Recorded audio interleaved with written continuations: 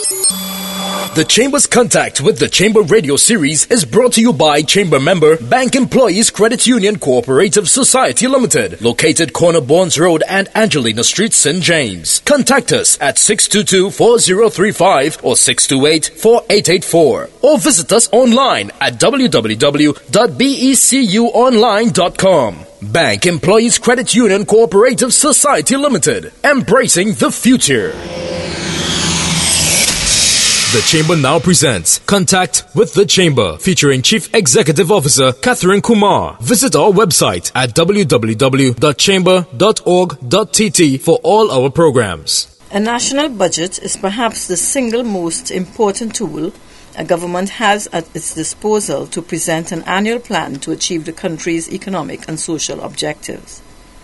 Trinidad and Tobago's budget 2012-2013 was set against projected revenue of $50.7 billion and expenditure of $58.4 billion, resulting in a deficit of $7.7 billion, which represents 4.6% of gross domestic product.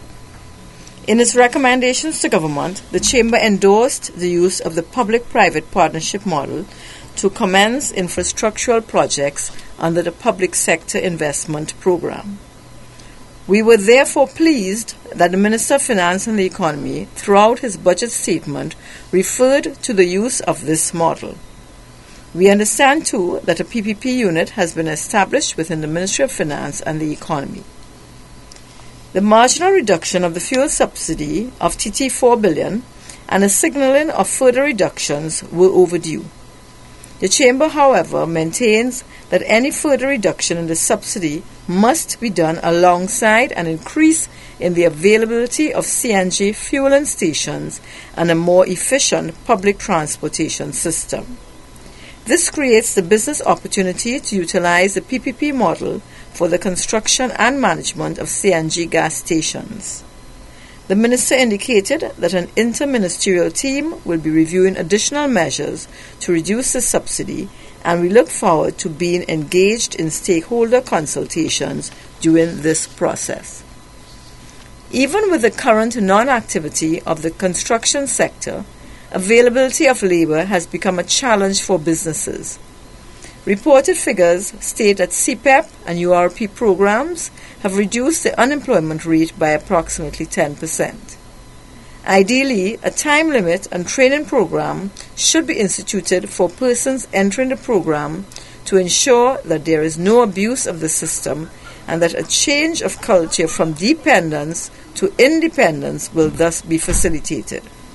Additionally, while we welcome the initiative to offer an employment allowance uplift of salary of 150% for tax deduction purposes to companies employing past CPEP and URP workers, we await the further details on how this will be executed administratively.